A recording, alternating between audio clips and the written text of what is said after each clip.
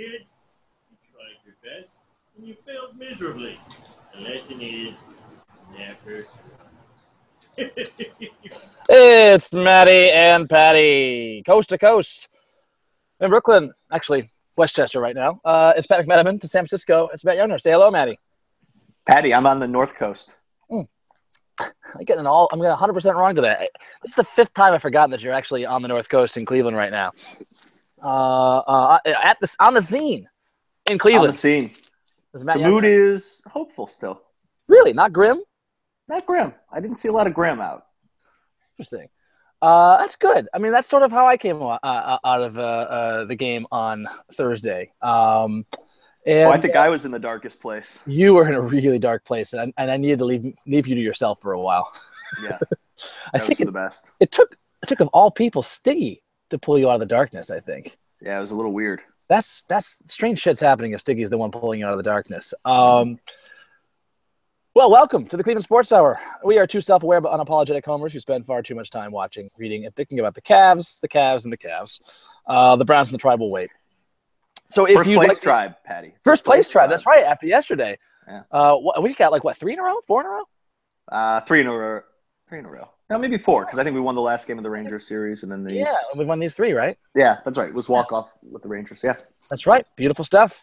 So if you'd like the informed, intelligent Cleveland fans' perspective, you've come to the right place. All right, so game 1 was Thursday. Today is game 2. Tonight. It's bullshit that they keep doing. We have 2 Sunday games in the finals in the schedule if it goes at least 6. And, right? I can't get this wrong. But yeah, anyway, that's right. Even the Sunday games are 8 o'clock. It doesn't matter to you. You don't have any kids yet, but I can't watch any of these games with my kids. No. This is the Terry Pluto complaint. I think Terry Pluto annually complains about this. What time would you like them to start? 7? At least. But why? I grew up loving watching afternoon finals basketball. The Lakers and the Celtics in the 80s would play at 3 o'clock on a Sunday or Saturday. It was great. Yeah, that's an interesting – it's a debate for the NBA. Are you not making more fans or, Yeah, I feel like it's – I think the advertisers are going to win this one. Yeah, as always. So today we're just going to review game 1, what happened, why it happened, try to see if there's any kind of reasons for hope. The same exercise we all did immediately after the game. We'll walk through it together and we'll go over some of our keys before going into the series. And then we'll look forward to game 2 and see what are the things we need to look for to see if we should be feeling good or feeling like this is going to get ugly fast. So before we get into that stuff, Matty, let's go to the kill list. Oh, murder. Yes. Let's start with murder, as always. What's anything changed for you? Andy's amnesty, maybe. His amnesty's already up, huh? It's getting there, man. His first appearance keyed like a big 7-0 run for us. His terrible offense, terrible defense served us, and that was where you got that little sabotage moment of maybe he is secret double agent. But yeah, Kurt just sent him in twice for 2 minutes just to get offensive fouls. It felt that way. He played 3 minutes total in that game, I think. Oh! The minute he got those offensive fouls, he pulled them out. Yeah. He's like, just pull a couple. Go. Okay, you did your job. Try to get an offensive foul on this guy. Yeah. Go flop a couple times. I just that's so frustrating. I get it. It's hard to. That's what Andy does. I get it. That's what he does. I don't like it. Can't get mad at a skunk for smelling bad, but yeah, I liked it when he did it for us. I don't like it now that he's doing it. It was making me real mad. Oh yeah, but I can't. That's just too. There's too much hypocrisy to be wanting to kill Andy for that. So he's still got amnesty for me, but not for you. Is it I think it's removed now. He's not on the list yet, but he could get there. Well, no, our top 5 last week. I think we may have had a disagreement on 4 and 5. The top 2 is Dre and then Curry. Easily. 3 is Iggy, right? Yes. 4 is who was 4? I think this is where we started to have disagreement. Right, 4 and 5. I remember. Bogut. Bogut, of course. No, sorry. Bogut was 3, right? Yeah, Iggy 4. Iggy 4, and 5 was either Kerr or Klay Thompson. Klay Thompson, yeah. I think you had Klay. I had Kerr. And Kerr continues his assault on inanimate objects. He's a menace. Yeah. I have to say, Pat, Iggy may have moved up for me with his post-game big time. shade on Delhi. I did not care for that. Matt, I'm sorry. Wait, were the Warriors complaining about nut shots? Yeah, unreal. The Warriors. Unreal. That's chutzpah, Pat. That's rich. Oh, Jesus. I just fucking hate these guys. I got in an argument with the head of business development at HuffPost. We were sitting in a meeting waiting for someone to jump on the call, and we started talking about the series, and he was like, "Oh, you gotta love Golden State." And I just went off on him. I was like, excuse me? I do not. Excuse me. I do not gotta love them. Not at all. The guy would fall off the call, and we go on hold, and we immediately would just continue the argument back and forth before the guy was coming off mute. It was fantastic. That was good. So I was trying to do an outside stream here, Matty, and it's just starting to drizzle. It's not good. It's not good. I may have to move inside where Arthur is blasting rescue bots. I'm a little concerned because the further I move away from the wireless, the less strong my signal is. But let's see what we can do. You sound good to me. That's good. All right, let's see. I'm gonna set up camp. Where am I gonna set up camp? I don't know, but while you do, I just want to say what Iggy said, which drove me so mad. Which was something like, I get the guys got to do what they got to do to stay in this league. I'm paraphrasing here. To feed the families. Some guys have to be dirty and do whatever it takes to put food on the table and take care of their families. Infuriating. And I so badly wish we lived in a league where if the Cavs could win tonight, LeBron could give a quote that throws similar shade on somebody like Iguodala. Exactly. You know, something like, you know what I really admire is when guys who are stars or the man on a team go and really just accept a different, more limited role on another team because that's what their skill set allows now. But they're able to do it, and, you know, they need to be in this league the same as others, and, you know, sometimes you can't be what you want it to be. And you have to do something else, and there's something that I really admire about that. That would be amazing. I'd love that. That would be so great. That would be so great. We don't live in that world, but man, that's a good way to move up the kill list, Iguodala. Yeah, Iguodala is easily number 3 because Boga's not good. No, and he didn't really do a whole lot of anything in that game. I mean, he didn't do much to stand out. He scored a lot. He scored a lot. Which is wild. Again, but he didn't do much to make me want to murder him. Yeah, in the game. Agreed. All right, so on the bubble now, Varejao is clearly on your bubble. He's on my bubble. Mm-hmm. I suspect he won't play enough to really get there, and my residual love for him will overwhelm murderous impulses. But he's on watch. Play on watch, and so we talked about your dread, the dark place you're at after game 1. Where are you sitting at now, and how are you dealing with it? The dread has subsided a little.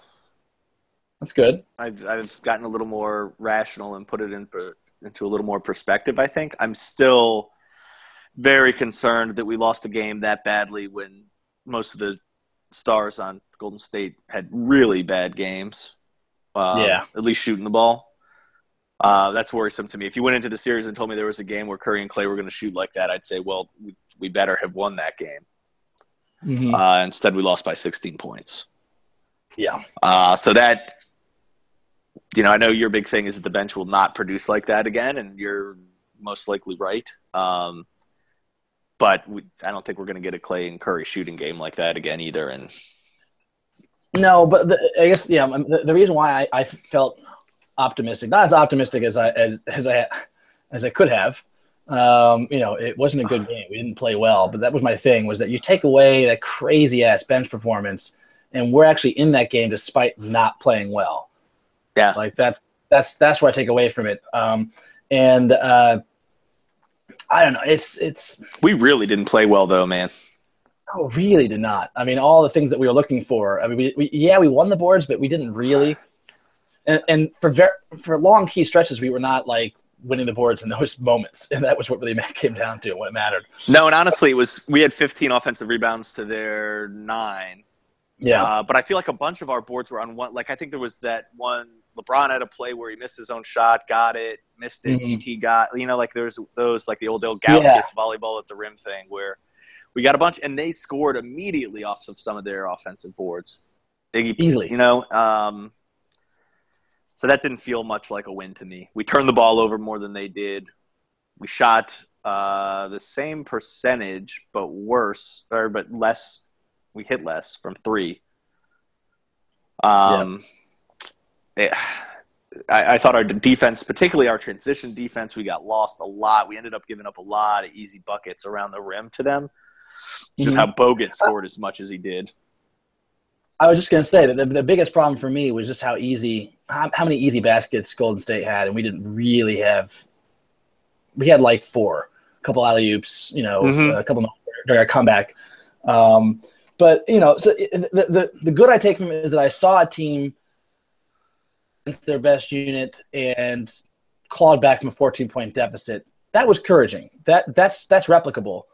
We were playing really hard defense, really physical fouling defense.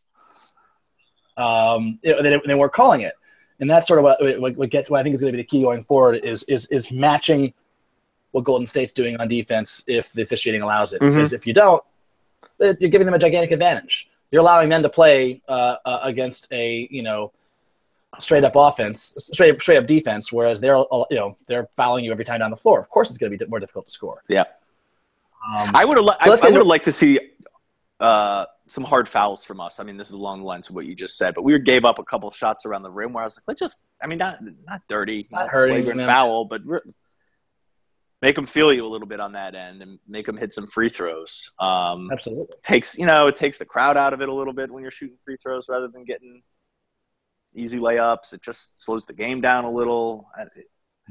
I'd like to see that. Especially from TT, who, I don't care if TT fouls out of the game particularly. It wasn't even really close. I think he just had 3. Nobody was really in foul trouble for us. Yeah. No, that was frustrating. Well, let's get into a deeper analysis first of the Cavs defense and how we chose to defend Golden State, because we did not follow the David Zabak Curry shoot and just don't let anyone else get going. No, quite the opposite. We stopped Curry and Clay and play everyone else straight up. And I mean, my whole theory of hide Love on Barnes and hide Kyrie on Barnes just torched us. Hide Love on Bogut. Those guys torched us. Surprise! I didn't know that Harrison Barnes was that good at basketball. Maybe he's not. But if you're going to play fair, that, it was really just the stretch at the beginning of the game where he went off. Yeah, that's true. The rest of the game he disappeared a little bit after that. So I still think that's a smart theory, because we have to, play defense on them. You can't just okay, great, I don't have to play defense on this guy. No. The point is, you're not very good at defense, but you should try hard against this guy who's not that good. Yeah. If you don't try hard, if you just kind of freelance, he's going to torch you. He's not a bad basketball player. He's just not as good as the other guys. They went with the stop Curry and Clay, and how much of that do you think was the way we were playing them, and how much was them just missing shots? To me, it's like 50-50. Yeah, I think that's right. Which is good. Meaning, if they had hit, half more of the few shots they had open, right, 50% of those shots, they really wouldn't have been doing that much better. Because I think most of the shots, then they're going to hit a few of the shots that, we have perfect defense on them, and they hit anyways. I agree. I get that. But even then, that's keeping them, in the, high teens, low 20s for points. And so that's not that bad. We'll see if we can play them as well as we did last night, because I'm sure Golden State's going to have some adjustments.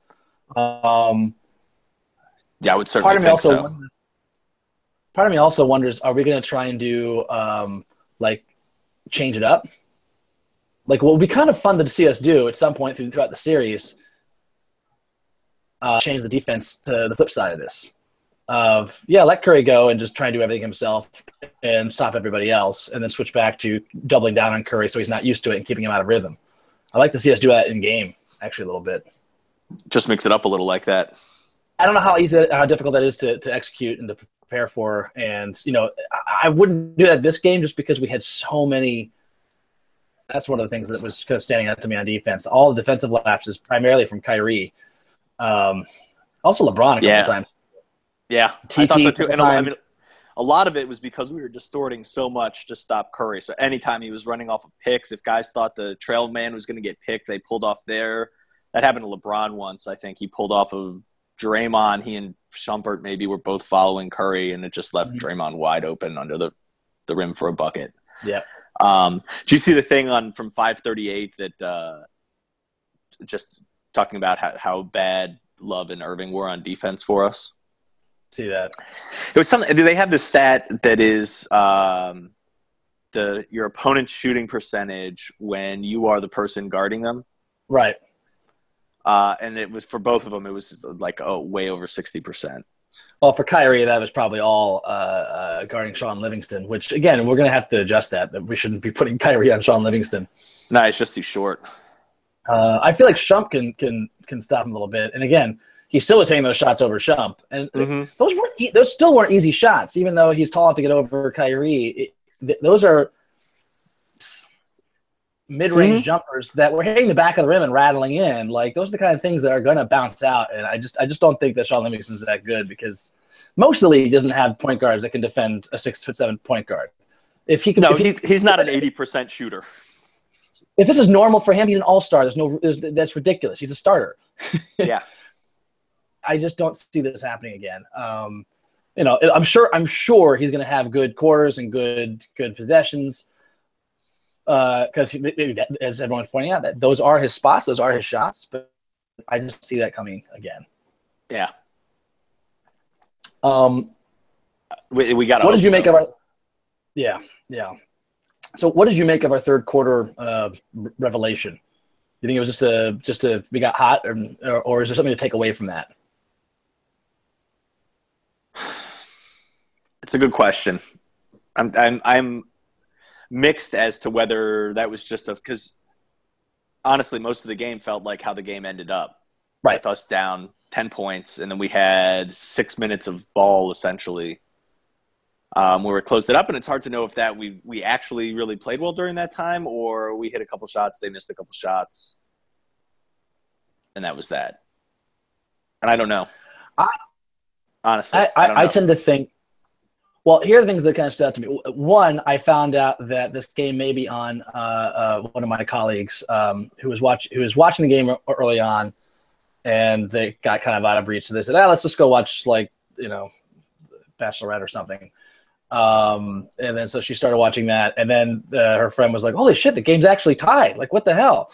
So they went back to start watching the game, and they got out of reach again. So I said, "So I've taken care of that, Matt. I've told Kate she's not allowed to watch any of the games at all." Good. So she's agreed. Good. Agreed. So I think we've taken care of that.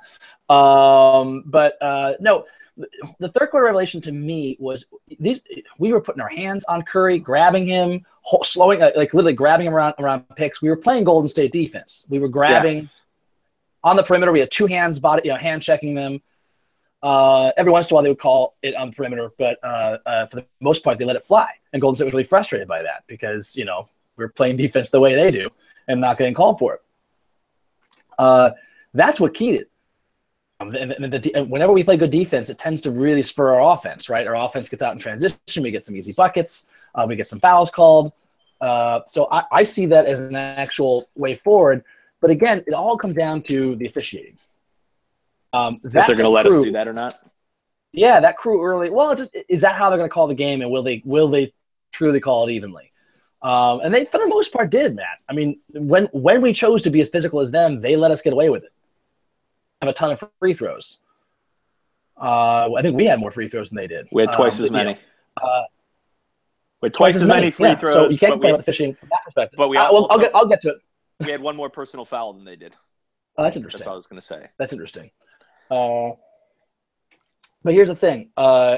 They early on made it clear, as I forget who went to the rim. Went to the rim, was hacked twice on their arms going to the basket, but it was like, borderline, I guess. They let it go. Like, I think like Draymond Green was like almost leaning on top of Kevin Love's back to prevent an inbounds pass or to prevent an entry pass, and they didn't call that. Iggy had two hands on LeBron almost all times trying to get inbound passes, which, again, it's not really okay to have your arms wrapped around them. I think they called it once on Clay. They called it once on Clay when Clay was being a little ridiculous and, like, literally grabbing both of LeBron's arms in an inbounds pass. And, of course, what did Clay do? Made a face like, what? How was that a foul? But the point being, if they're going to let that go, then we have to match that. And for the third quarter, we did. And this is what always drives me crazy. You and I get really upset about moving picks, right? Oh, yes. But then we don't set moving picks. Yeah, no, that's true. We got to start doing that. Like, fine, like get upset about moving picks, but like apparently the NBA thinks that moving picks are not really illegal anymore. So we got to start doing that and making sure we aren't playing at a disadvantage. So that's what the third quarter really said to me, was that the Cavs should know that they have to play this way if the ref officiating goes that way. The big question early on, this is one thing to look for in tonight's game, is if in the first 5 minutes or so you see a lot of touch fouls at the rim, a lot of touch fouls on the perimeter, that's going to change the complexion of the game and should favor us anyways in defense the way we've been playing this postseason. Any thoughts on that before we move on to what the ref? No, I think those are fair. I think those are fair points. In general, I think intensity and physicality on D is an important thing. That's certainly how Oklahoma City played Golden State and was successful. And we talked about we don't have the athletes of the length defensively that Oklahoma City does, but that intensity is something we can replicate. Yeah, and that's what you could hear the announcers talking about. Just the intensity of our defense was really kind of like it's surprising. It surprised the announcers. It's like how psycho D we got. Yeah. So let's talk about what the ref. We had, as we said, the refs did not decide this game. They didn't fucking help. And while, as you pointed out, we had 20 free throws to their 10, and it's a perfectly fine rebuttal. And again, the refs did not make us lose that game. We played poorly, and the Golden State bench going off is what won that game for Golden State. But the refs really made it extra difficult for us because we had at least 3 bullshit charge calls. So those are 3 turnovers, no shots at the basket. That's, potential 6 points. Certainly at least 3 if you're going 1 point per possession. Yeah, that doesn't really count towards, that only cuts the 16-point deficit to 13. But, like, those were momentum killers when they hit, Mm-hmm. That charge, making a comeback, and, and a basket there, means so much. Yeah, like, that Andy one especially drove me. They were all buckets. Yeah. And when we talked about this, Andy literally was called into the game by Kerr just to get these offensive foul calls, and then he immediately pulled him after he got his offensive call. He went into his job. His job was to go in there and flop and draw a call, and he got it twice. That's amazing. And one of them was like on a great move by Kevin Love. Finally, a look at the basket. That's partly why our percentage of the basket was so shitty. The ones where we actually got good looks at the basket, they fouled us, and we got called. Kevin Love had that basket negated on that charge call. Who was the other charge call that the Verzo got? He got 2. I think the other one was on on Shumpert, right? Like Shumpert. Was it fighting a legal screen? No, because we were on defense. Yeah, I can't remember what that was. Anyway, and the LeBron's where he was driving towards the basket, full sprint, and Draymond Green, not even remotely in any planet, had his feet set. Which, again, even if he did have his feet set, I think it's an incredibly dangerous play and needs to be addressed in the offseason. Yeah, I really wish they would. They haven't addressed it yet. Obviously, last year they called this with Derrick Rose and LeBron. Yeah. Where Derrick Rose was running with him and just stopped right in front of LeBron has no chance to get out of the way. It's a completely dangerous play, and that needs to be addressed, and it's not being addressed. Draymond Green did it, but he wasn't even remotely set, and they called. LeBron didn't even push off with his arm. He just had his arm up to ward himself from that guy. Yeah. And they called offensive foul, and that was another basket that we could have had, and one we should have had, I frankly. Mm-hmm. So that was frustrating. But and I think the tally right now is at what, one fighting an illegal screen call, as we were just talking about. Yes, we're at 1.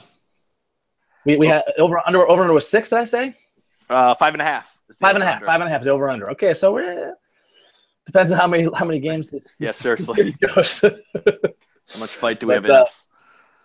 We will keep tally. Any other observations for what the ref? I've been obviously uncharacteristically dominating conversation so far. Yeah. No, I think I agree with you. The refs weren't terrible overall. I didn't like a few of those calls. But in general, I think it's on us to take advantage of how they're calling a game. And we probably didn't do that as much as we should have. Yeah. I think that's important. What? My son's calling. One sec. We'll take a pause briefly. Arthur, what's up? Yes? I'm playing. That's good. Have fun playing. So I'm glad we broke our regular schedule program for an important announcement. Arthur is playing. That's excellent. That's wonderful. What children should do. I'll add the important detail that he walked in here wearing no pants or underwear, but a T-shirt. Oh, nice. The Donald Sutherland in Animal House look. I like it. Oh, yeah. Arthur calls them a no pants party. He has them pretty much every day. His preferred state is to wear a shirt and no pants. That's interesting. It's just the way he likes to roll, I guess. It's going to be a popular dude. Yes, he will. All right, so let's move on to the offense, Matty. What did you see? What was your big observations? It's horrible, I think, is what I would use for our offense. Honestly, that's what concerned me most in that game. And part of that is because we know our defense isn't great. Golden State's offense is very good. We were going to need to outscore them, it felt like, to win. That's what we sort of thought coming in. It just felt so stale. We weren't moving the ball. We weren't getting into things like Lou's whole thing is not that we're playing faster, but that we're getting up the court, getting into offense more quickly. And it just didn't feel like we were doing that. It was dribbling around, taking just slow entry passes, slow movement, nobody really doing things off the ball, stagnant. It just, I didn't like it one bit, not one bit. The thing that jumped out to me was something. There was an article written in ESPN. I forget when talking to our maybe it was Wendy, either Wendy or McMenamin, talking to our coaching staff about like why we abandoned certain the Kevin Love pick and rolls. Yeah. And they basically said teams just started switching us, and we couldn't punish that the same way. It's not as good as you'd think it would be. And that's one thing Golden State can do against us, and why they're a terrible matchup for us, and why we really wanted Oklahoma City, no matter how terrifying they were against Golden State. They can switch us so easily, and we really can't punish it outside of a few matchups. And it also comes down our offense. Our offense becomes that slow, stagnant offense of just trying to isolate this one matchup, which they can throw a late double team at. And it gums up our offense when they can just switch. Yeah, we don't get them on their heels, and we can't punish the matchups because they're all kind of okay, decent. I mean, what we did, which was good early on, was we switched up onto Clay, LeBron onto Clay, and certain guys onto Clay, and immediately drove to the basket to try and draw fouls to get Clay out of the game. And that was smart. That worked. That was our real defense against Clay was that. Like, we didn't really have special things for Clay on defense. Our big thing on Clay was getting him into foul trouble. And I don't know how replicable that's going to be. Yeah, I'm not sure it is. But that was one big thing. But outside that, we LeBron would obviously torch Harrison Barnes when Harrison Barnes was switched out onto him. But not Iggy though. I felt like Iggy really took LeBron out of the game. Always does. I mean, Iggy's a great defender on top of the fact that his reputation allows the refs. Refs won't call it when he put two hands on both of LeBron's arms receiving inbounds passes. That great strip that he had, 3 fouls right before that strip, like bumping, hacking across his arms, and then when he went for the strip, like he got the ball cleanly. Kind of call that, and so that's the trouble with Iggy. What we need, and the thing is, what we need with LeBron, and this is where we need the motion again, is we need the off-ball screens, the off-ball motion, and the thing is that they constantly switch them, and that kind of kills us, because what we really want to get is LeBron, with Iggy on him, and LeBron passing out of that into a good mismatch or opening, drawing some kind of, and try to get somebody who does draw a double team. For example, Kevin Love got 1 million double teams, which is fascinating. And didn't know what to do with the ball. Part of that's because I don't think he's been doubled very much this year. But he also hasn't been good passing out of the double teams. And he should be better than that. He's a good passer. I agree. He should be much better at that. Hoping we see in this 2 days off we had between home games, which is very bizarre. Although I appreciate having my Saturday night, having a relaxed Saturday night, not be ruined by, of course, dread in basketball. Basically, I hope that they come up with some sets and some things for Kevin Love to do. If they hit the film, say here, because Kevin Love didn't really have everyone to pass to. Let's be clear about that. They came with a double team, and there was no one really easy for Kevin Love to pass to, and that's on the Cavs, not so much Kevin Love. Did you feel that way? How did you feel? Yeah, I didn't see anything to pass to. I didn't see it either. I'd have to go back and watch tape to really confirm that, but it definitely felt that way. That we just felt like those guys would they doubled the right angles, and Love's like looking for where he should throw it, and they're in the way, one, and two, there's no one else to throw to. Yeah. And so we got to figure out some counters to that. And be ready to come up with alternates during the game, right? If they change it up on us, we got to be ready with some alternates. They should be prepped with that, and I'm hoping that's what Lou's going to do, because that could be a real big. When they start throwing doubles, that's where we can win. Yeah, if they throw doubles, we can beat them. We just got to be ready for it, and so it's a big question. Do you have the answers for how we can get ball movement back if they're going to switch everything? I don't know if I do. Honestly, I mean, and that's not to say there are no answers. I just don't know if I don't know if I know them. I feel like one thing we're gonna have to do is that it's one thing that's hard to get, even if you're switching. If you're switching, you're getting a guy.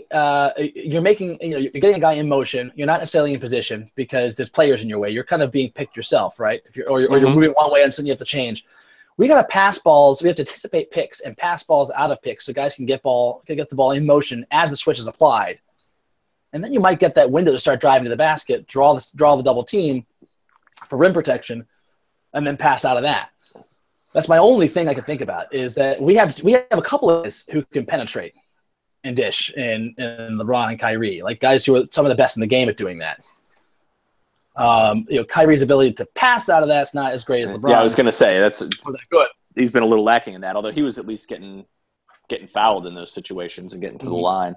True, and Delly's very good at finding ways to get into the paint, strangely, and very very good at passing out of those. But so that's a big question: is whether we can manufacture some motion take advantage of their switches, not in a slow it down kind of way. Because again, the entire league the entire national media is saying, why aren't they playing like they played with Blatt last year? Because why did they dust off Mozgov? Because Mozgov's not the same guy. Yeah, they always. Have you seen this? Everyone's calling for us. Everyone's calling for us to bring Mozgov back, and basically saying it's a huge blunder if we don't.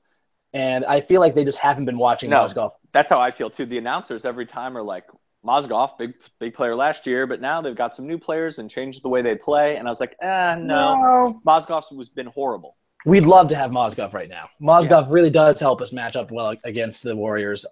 He's exposed in certain lineups. Fine, we pull him out in those lineups. Yeah. We didn't have a choice last year. Correct. And so Black got a little desperate and did eventually, I think, pull him out, right? He never stopped starting him. No, of course not. But he did start pulling him out against the death lineup. Yes. Which you had to. Otherwise, you're giving practice threes to Iguodala, which I get it. He's a much better than 33% shooter from three when he's shooting practice shots. Right. When he gets in that game against Moscow. But yeah, people don't realize he's not the same guy. We don't have to tell our listeners this, but we will anyways, because they've been watching this Moscow all year. He's just not the same guy, and I don't know what it is. No, not even close. Well, I told you the theory I heard here is that his knee surgery he had over the summer was not successful. Mm-hmm. And he's just been banged up all year, and then it's his contract year, so then he got in his head a little bit, just spiraled. But no, he's not playable. He's been awful on both ends. Mm-hmm. But yeah, what do you think? I mean, even without Mozgov, does it make sense for us to do the Blatt strategy of slow it down, muck it up, LeBron pounding it in the paint, passing out of it, just going one-on-one, inefficient, LeBron inefficient 40-point games with Kyrie and Love around them this time as opposed to, Champ and who else do we have last year out there? I don't know. I can't remember. Delly and TT and Oh, they're still out there. But Mozgov and Shumpert. Yeah, yeah. So I think it could make sense for stretches of the game. What do you think? Especially if we're going through they're going through a hot streak, which we never really saw last night. But if they're going through one of those stretches where Curry and Thompson are just going nuts, I could see it making a little sense just to slow the game down and try something different. But in general, I don't think that's the way to win. Yeah, I agree. And we got to find a way to get that ball moving back. And part of it's the defense. Part of it's just getting out in transition. If we're cross-matched against them, that means they're cross-matched against us on transition points. So we should be able to get that advantage back if we can start on the defensive end and play really physical. One thing that worried me, Matty, was that the Golden State was back with their passing. That first quarter, I mean, they were running so many ball screens, off-ball screens, multiple at the same time. That's what made it so hard. That's what led to a lot of miscommunications. We just couldn't follow all the picks they were doing. I was like, holy crap, why can't we play like that? Yeah, 29 assists from the Warriors. Yeah. They were terrifying, and that's worrisome. If they're playing like that, they didn't always play like that, thank God. Like when their bench was crushing us, they weren't playing like that. They were playing hitting shots, bad shots. Yep. So what's made it even more devastating was that when that horrifying, multiple off-ball pick offense was off the floor, they were hitting shots. So I don't know. Hopefully we have a solution for that. If Golden State's playing like that on offense throughout for a full game, it's just it's going to be so tough. Very difficult. We need to be scoring like crazy if that's happening. How do you feel about Kyrie Irving's game? Pretty blah. I mean, I was happy he got to the line as much as he did, and that saved the game for him a little bit. Early on, he had it going a little bit on offense. A little. I mean, he just never shot that. He didn't shoot that great. He passed up an open three at least once. Yeah, he only shot 4 threes, which probably isn't enough. Absolutely not. He cannot do that. He's one of our best 3-point shooters, and we don't get a lot of open 3-point shots against this defense. If you get an open 3-point shot, you have to fucking take it. Yeah, especially if you're him. So he was 7 for 22 from the field and 1 of 4 from 3, so 6 for 18 on twos. That's not going to cut it. That's not Finals MVP no. caliber offense, Matty. So that's one of my. So I need Kyrie to play better than this. 4 assists, 3 turnovers. That's not. I'm trying. How did you feel like him on individual? Like we talked about his missed assignments on defense and screwing up mentally in terms of the shifts and the switches. And how did you feel about him in his on-ball defense? I thought his on-ball defense was actually okay. Yeah, I did too, and that was one, I guess, positive takeaway from it. I don't think he got burned a lot. Yeah, no, I don't think he did. And I loved LeBron on Curry, by the way. I know we're getting a little bit off here, but LeBron and Curry was great to see in stretches. Oh, and we'll continue to see it, I'm sure. Oh, yeah. And I like it being a thing that we don't do it every time down the floor because that's exhausting for LeBron, 1. And 2, then Curry can start game planning for it. But if you keep changing up the looks of defense Curry, I think we have to do that no matter what. Yeah. Kyrie, Shumpert, JR sometimes, LeBron, all those guys getting some time on him. I think that's right. Yeah, and I think if we're out there and the I don't know. And Delly. I forgot about Delly. Exactly. Love had a rough game, but he at least showed up a little. Defensively, missing assignments and, being scored on. I guess even offensively, he started missing. He had 13 boards. He had 13 boards. That was nice. Although a lot of them were gimmies. Yeah, but he had a few good moments under the glass. But a lot of the moments where he got, I think there's something like we got rebounded with TT and Love or something like that on the floor. Even though we won the rebounds, like that's why the victory in rebounds was kind of hollow because we didn't win with our best rebounders. That's that somewhere, and it sort of feels right. Like I just feel like even though they got a lot of rebounds, it felt like a lot of the big mismatches and offensive rebounds, like when LeBron forced that miss from Curry, we switched out Shump onto somebody, and so then that left Iguodala wide open for a putback dunk. Yeah, we had a lot of that stuff happening, and that's not necessarily Love and TT's fault, but they were on the floor when those mismatches were happening. Right. I agree. I think that's more of that's a defensive scheme costing you. Yeah, yeah. The ability to box out effectively. Mm-hmm. But he was hitting some shots. I forget what. Let me see what the box score says. Somebody shot from 3. I feel like he had a decent game. Who's that? Love. Love, no, 2 of 5. So that's fine. It's pretty good. I'll take how LeBron shot from 3. I'll take how Love shot from 3. Yep. And that's about it. Yep. And Shumpert, I guess, was 1 for 1. But I guess we're going to talk about the bench group in a little bit. Weird Fry's minutes, wasn't it a little? Yes. 2 things that were really weird. Fry, like he just gave up on that lineup that's been killer for us. And I don't know why. I don't think it was the lineup's problem for the bench going off, as it was demonstrated in the second half. We had a totally different lineup out there to defend the Golden State bench, and they still went off because they were hitting terrible shots. Yeah, you have to, and that's what I was talking about, Matty. And I feel like this is a rough game for Lou, because I said I want the Cavs to have poise, and not just go panic and go away from lineups that have worked for us because they're not working for 2 minutes. Yeah, and that felt like that's what happened with Fry. He missed 1 3, his only shot, right? Yep. Yeah, his only shot. He missed 1. He had 7 minutes. 7 minutes. And that was it. Yeah. And no, you got to stick with that. You can't panic. You got to stick with it, because it's not the lineup that's making Golden State hit ridiculously terrible shots. If they're taking bad shots, you have to tip your cap and know that, trust what's working, and trust your gut and your instincts, and stick with it. And they just didn't. So that was. It definitely felt like he did not feel that. At least 15 minutes from Fry in tonight's game, and more than 1 shot. Yeah, well, yeah, exactly. Again, and that's part of the ball movement, issue. We had such great ball movement before, and we're just not getting it now. Yeah. So hopefully we find ways to work on how we get ball movement with team switching. So it's good thing we had 2 days to work on that, to actually practice it a little bit, and have the second unit sort of practice on the first unit, switching out everything, and how do you get ball movement out of that. So hopefully they had time to work on that. And the next thing is. JR, man, a rug burn, but he had 3 shots in 36 minutes. That is he just didn't shoot the ball at all. He didn't. I don't feel like he was passing up shots. He wasn't. That's the thing. He just wasn't getting the ball. We weren't running plays for him. I think maybe that was because he was worried about his hand, but we got to run plays for him and get him shots. Yes. He is our equalizer. He's the guy who can get hot. Like Clay can get hot. Yeah, we need him. He's good. He's been so much better on defense this year, but that's not why we have him out there.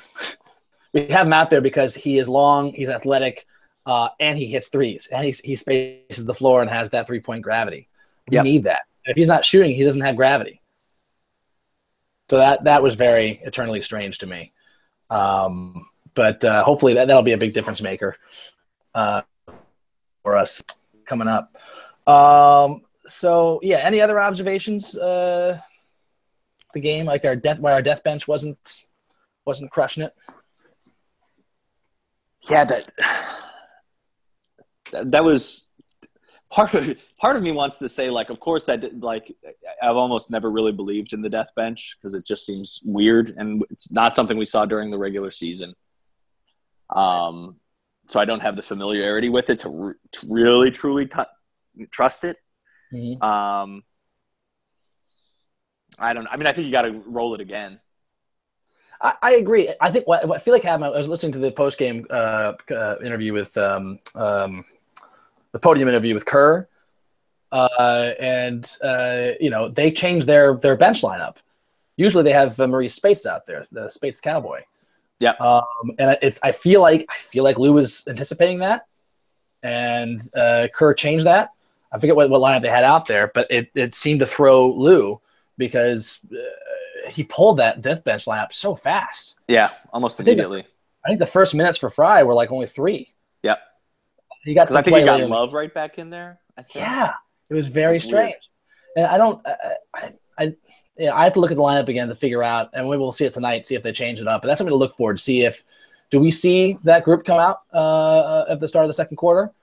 Right. Or is Lou going to already abandon it based upon the first 2 or 3 minutes of game one, work her through a different lineup out there. I just don't think anyone on their bench is that great that they're going to really gum up that lineup. Yeah. So we'll see. I wonder if part of the problem too is that LeBron didn't get as much rest as he usually does at the end of the first quarter going into that lineup, just because we're going to play him 40 minutes a game. Yeah, but I don't think 40 minutes a game is problematic for him. No, the tough thing is when you take him out at the end of the first quarter. It's we had trouble closing quarters. I feel like we were down 3 points when we sat LeBron in the third quarter. And they put the lead back up to 9, didn't they? No, at the end of the third, it was only 6. Iggy hit that 3 off the nut shot bullshit. Yeah. Clearly it was a really bad nut shot. Fucking guy was a 3-pointer in 2 minutes. Well, 5 minutes because they gave Iggy so much time to recover with that ridiculous review. I thought they were reviewing for a technical on Iggy, and they were just reviewing whether it was a flagrant foul on Delly. So dumb. Such bullshit. I actually like where they ended up with it. It was a common foul on Delly. I don't need the tech on Iggy there. You got hit in the nuts. I'll give a guy a break. Mm-hmm. But I love how Shump just got in Iggy's face and wasn't escalating. He was immediately just calm the fuck down, man. Yeah. You could read his words. Just calm the fuck down. I think he's like, you hit me in the nuts. It's like, it's a fucking accident. Sit down. Calm down. It's great. Oh, I fucking hate Iggy so much. He's for sure number 3 on my list. I've forgotten also all about the bullshit he was doing last year. He sends LeBron to the fucking deck and cuts his head open on a camera and starts to, LeBron's crying. He's just mocking LeBron when he gets hit with a foul. Oh, yeah. Dude, you want me to send your fucking head through a camera? Yeah, then you can. Let's see how you handle that. He's a complainer too. It's not like he keeps his mouth shut. Oh my God, no! He's such a whiner. Oh man, yep, nope. He's already number 3 for sure. Firmly number 3. We'll see if that's 3 and rising. 3 and rising. Do you think he could ever challenge Curry? Yes. Yeah, I think you're right.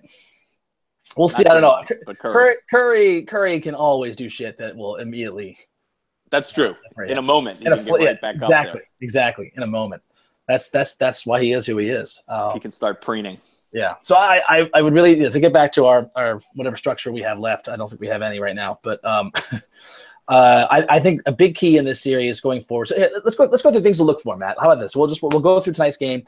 Things that you're looking for, things that I'm looking for before we do our Cavs win if, lose if, and then we can sort of wrap things up. So let me start with you, Matt. What are you looking for in this game? I mean, not necessarily like good or bad, but what things will you be looking out for that tell you one thing about the game, how it's going to go, good or bad? What are some things? Sure.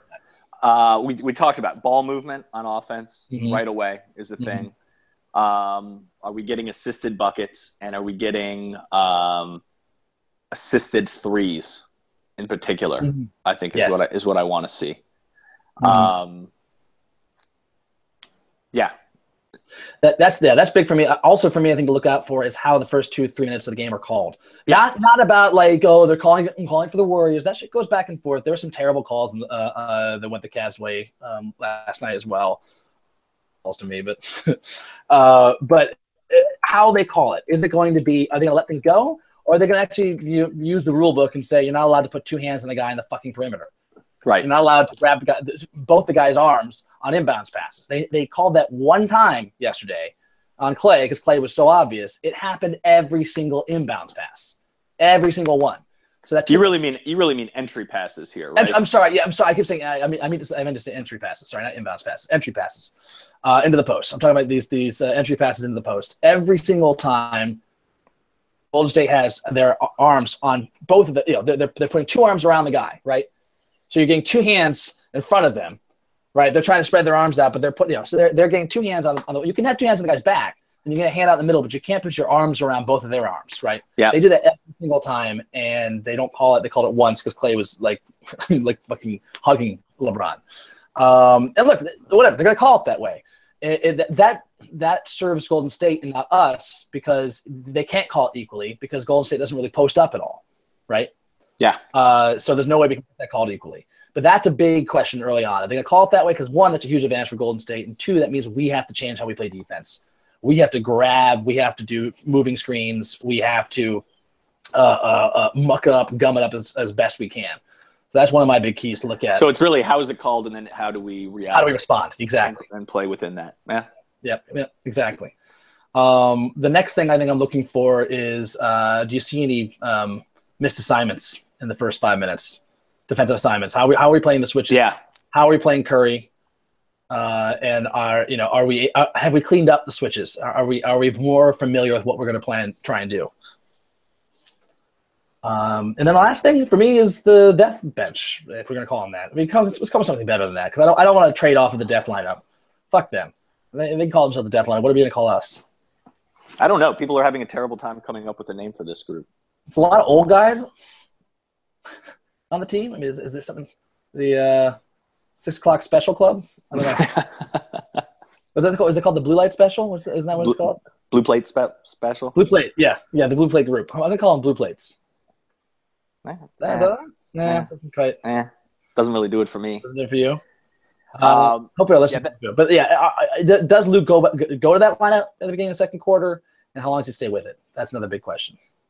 For me also, are we taking care of the ball, and is Kyrie really fully participating in the offense? Mm-hmm. Kyrie finals MVP watch. Yeah. Mm-hmm. Yep, agreed. And then finally, when the double teams come, do we have plans? Like, have we game plan for how to respond to their double teams? This is a big test for Lou. And I mean, I don't hold it beyond Golden State to not stick with it, to change something up, anticipating our changes. Yeah. That would be a genius move on their part. And the question is, have we anticipated what they might do? So those are big question marks and things to look into for tonight's game. All right, Matty, what are your keys, do you think? We're going to win if we do this, if this happens, and we're going to lose if this happens. I'm tempted to stick with what I said before game one, because I think a lot of that stuff holds. You could. Win boards, take care of the ball. Yeah. What did I say? LeBron, best player on the court. Yep. And Livingston was the best player on the court. We won the boards. Yeah, I mean, just not emphatically. LeBron almost had a triple-double and was not great. He was not very good. He didn't play what it was one of those deceiving games. Yeah. He had some great plays on offense early, some great baskets at the hoop. He was the only one getting easy looks at the basket, and they weren't easy either. They were tough looks. But they were layups at least. They were layups. The game did not have his imprint on it. No, it did not. But we did get the rebound battle. But yeah, he did not dominate that way, and we did not take care of the ball with 15 turnovers. Nope. We have to keep it under 10. I think so. Yeah. Those 3 offensive fouls did not help. No, they did not. Yeah, and I don't recall. I think mine was the 3-point shooting, which we didn't have. Mm-hmm. And I've already forgot what my other items were, but I think I may have had the Curry thing. If Curry goes off and no one else gets going, and that didn't work because Curry didn't go off, but the rest of their guys got going. Yep. So those are 2 things that didn't work out for us. And the third thing was Kyrie your third thing? Maybe Kyrie was my third thing. So I was 0 for 3. Yep. On my 3 things, so that didn't help. But ball movement's key to me tonight. If we get ball movement, I feel like the threes are going to come. But they might not. But so we're not going to get the threes without the ball movement. So that kind of goes hand in hand now, I feel like. We do need to hit more threes. We do need to be able We need to take more threes. I think we need to shoot 30. Yeah, I agree, but we didn't have 30 to shoot, I feel like, last game. We didn't get open. So we got to find ways to get open. They're trying to take it away, and then we got to counter that then. Yeah, we got to find ways to counter it. The problem was I think we had a lot of great looks at the basket that were either blocked or fouled, and they just didn't call it. There were, multiple obvious fouls at the rim they didn't call because that's the way they were calling the game. Yeah. So that's problematic. That makes it really difficult for us to win if we can't get even calls at the basket. If they're going to try play to take away our 3-point shots.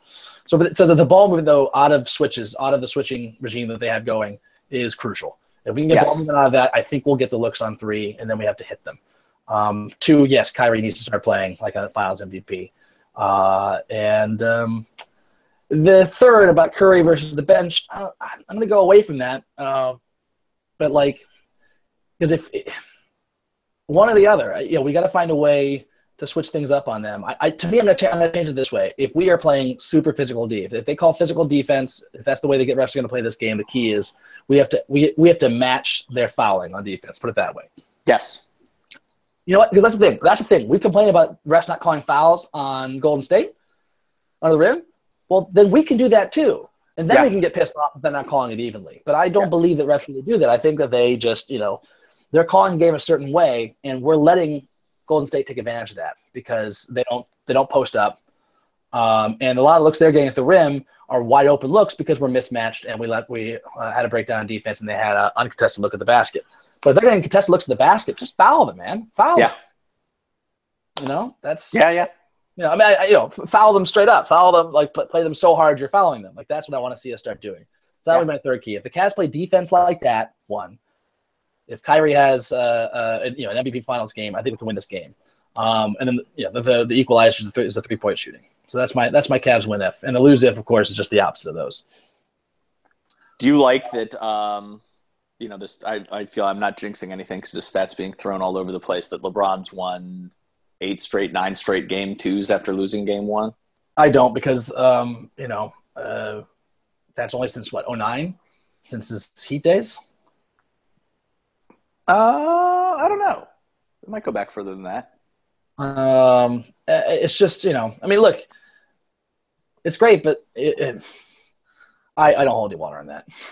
I think it's like one of those, like LeBron's won a road game in every series. Playoffs. It's like you're getting really cute here with the stats. It's like, to me, it's more of a random. It's a great player playing on consistently great teams that are mentally resilient. That's what it shows. But it's total randomness that he always wins game 2. That's it, home and away. That means he also has to lose game 1 at home, which is like you're almost always more likely to win game 2 at home after you've lost the first one at home.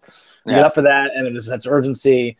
Game 2 is also the one that most teams steal on the road. It's also that's another thing. It's also looks like that's to me, it's a statistical anomaly more than anything. So I don't hold any water in that. But okay. I do expect LeBron to come stronger and with more hopefully a better game plan.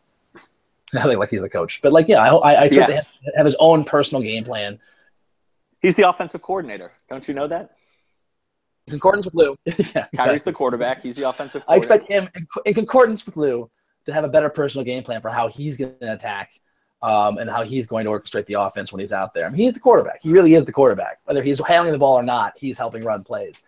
And I'd like to see LeBron running off screens more. Yeah. That's something that I think they aren't ready for.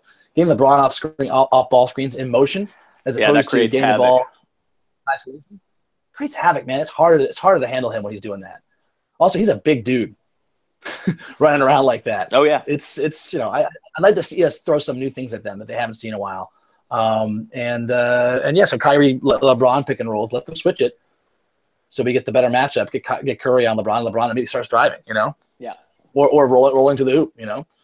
I like to see more of that. That is a good call.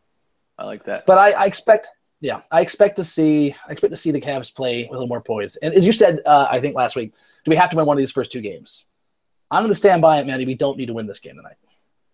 Jeez. We don't need to win this game, but we need to be in it. This needs to be a good game. This needs to be a game that we show that we can handle these guys, and that we figured something out, right? We have to show that we figured something out and executed it for an entire game to the point of nearly stealing it, okay? Yeah, a bad loss. That's what we have to do. If we don't – a bad loss, I think we might be done. Now, people will say we have to win game 2. It's a must win because if we don't win this, I hear all of it, right? That means we either have to win 4 in a row or 2 at the Oracle, right? Yep. 2 at the Oracle. I don't think the Oracle home court advantage is as huge as people think. They've lost a couple, I think, in the playoffs, haven't they? Just one, I think. I thought Portland had stolen one at the Oracle. No, but I guess not. I don't think it's as impervious as it has been in the past. And 2, I think the only way we win this series is if we figure them out. and apply it and punish them, right? That's the only way we're going to win this series. It's an open question whether we can pull it off. I think the odds are fairly low. Yes, because Golden State is not just a historically good team, but they're a historically bad matchup for us. Yeah, it's hard to see us figuring them out, right? Before we have to steal one here. But my point is, we're going to have to win like 3 in a row. We're going to have a stretch of dominance against these guys to really be able to pull off this historic upset, right? This would be a historic upset. This would be an all-time upset if the Cavs are able to pull this off. yes. And that's what we're going to have to do. We're going to have to completely change the game. Just turn the tables and find something that we can do that they have no answer for. And we have some amazing players to maybe execute this with if we can neutralize some of their other things, right? So it's a question of whether we can figure that out in time. And I'm fine with us giving another game 2 to figure it out. But if I see that we've begun to figure it out and one more adjustment, and we can, run the tables, that's how we're gonna have to win the series. It sounds fantastical. It sounds Yes, it does. It sounds maybe outlandish, but so would being the Golden State Warriors in 4 games. So would winning 4 games against the Golden State Warriors in this finals. Right.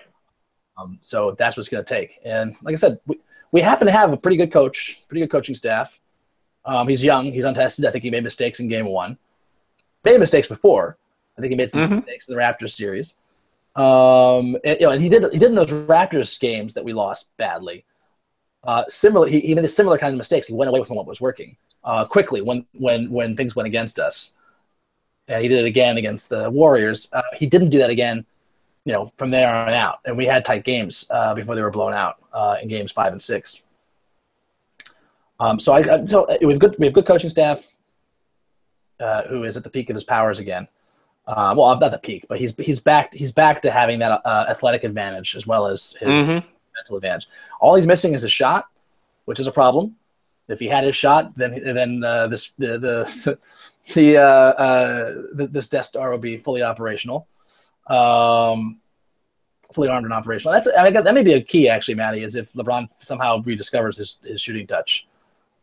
That would punish them big time. I would love that. I mean, I'm fine with him going 2 for 4 from 3. I'd take that any day. But I feel like his jumpers, mid-range 2s were pretty bad. Yep. Whenever he settled for that, it was rough. But that's the kind of thing. When we get those possessions where we have a bad bar down offensive possession, we didn't get what we wanted to get, and LeBron just takes a bailout out of jumper and nails it, and it's hitting it all game like he used to back in the first go around with the Cavs and when he was with the Miami Heat. That can be a backbreaker. Yeah, because that buys us time to find a way to get back into our offense. It's sort of the way Kyrie occasionally will do that. We'll get us a bad look at a jumper, but he's really good at it, and he'll get those shots. And he was doing that a little bit.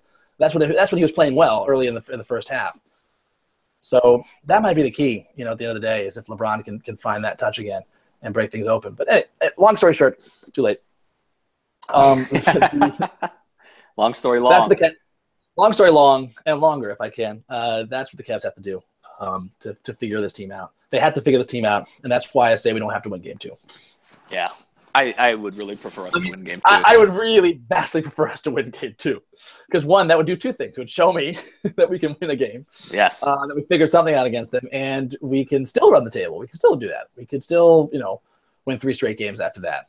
I'd be happy with that. But also, we wouldn't have to. We could win 2 more and then try and close it out at home. Right. The preferred option, and it would solve a lot of problems for us if we could win tonight's game. But I'm just telling you guys, long fucking hill to climb, even if we win game 2. So just look for this. Look for the good sign. Look for the positive signs that we might have figured this team out, and that we have a strategy that can win. They might be close, and we might fall short at the end of the game. At the end of the day, but we just need to be in this conversation, and that's what I need to see out of today's game. And hopefully we can steal that, because that would make this much more possible. Yeah, I feel like we need to win this one. Fair enough. Yeah, your final thoughts, Matty? I am very nervous. And very nervous, Pat. I'm scared. Yeah. I'm worried we're going to get blown out, honestly. Yeah. I'm worried we're going to see a Clay Curry apocalypse game. One of those ones that you knew could come. There's sort of those games where it feels like there's nothing you can do and they're just going to hit everything and you're fucked. I'm worried. Yeah. I'm worried we're going to get hit with one of those, and it'll just be a terrible impending sense of doom. You're worried for the regular season home game against the Warriors happening, basically. Something like that, yeah. It's the game with a really terrible shot from 30 feet and nails it. Yeah. And then they start nailing more, and we claw back to within 3. They break it out to 8, and we call a timeout. Like, all right, let's try and get back in this game. And, like, you blink your eye for a second, and it's already a, 16-point lead. And the first quarter's not over. Like, that's what you're worried about. Yeah, I mean, I'm always worried about that until this team can show that they won't get blown out. And that's what I want to see out of them, is that we'll play them hard enough that they can't go on the sustained stretches. That will stop the bleeding. We won't let a 22-4 run happen, right? Like, that killed us. That was how we killed and blew out the Raptors. Yep. We would go on these 20 to 4, 20 to 2 runs and take a close game and just blow it out, and then just maintain from there. We have to find a way to stay close all game. I can take leads and sustain leads and lose them, whatever. But like we gotta build leads and make them play catch up. Yeah. So that's what I want to see out of today's game. Again, that's what I'm saying. That's more important than winning. Is showing that we can play the game that way, that we can control the game. I agree. I mean, a loss like that would be preferable to a blowout loss. Yeah. A win would be preferable to that. I feel like we need the win. I feel like we sound like Papa Carr right now. A little bit. What you want to have, Matty, you want to have the Cavs win the game. But if they can't do that, you want the game to be close and not a blowout. That's what you really want. Expert analysis from Matty and Patty. Expert analysis. Yeah, that's right. You expect nothing less. Yeah. All right, Matty. I gotta say, I'm as equally terrified and nervous as you are. I can feel a blowout coming, but I just, you know what? Look, if it comes, it comes, and it's just not our number. We need somebody else to take out the Warriors because they are a really bad matchup for us. But I'm just gonna say, this team has at least given us reason to hope that they can figure this team out. Only because this is one of the best Cavs teams I've ever seen. We hated them at the end of the regular season because they were one of my least favorite Cavs teams of all time. Oh, yeah. Least favorite first-place teams of all time. And they came out of nowhere in the playoffs to come together and be one of the most likable Cavs teams you'll ever remember. These guys are a tight group. Let's see what they can do. Let's see if they can make this a series. Yeah. Backs against the wall. Backs against the wall. All right, that does it for the Cleveland Sports Hour. Until next time, this is Matty and Patty saying...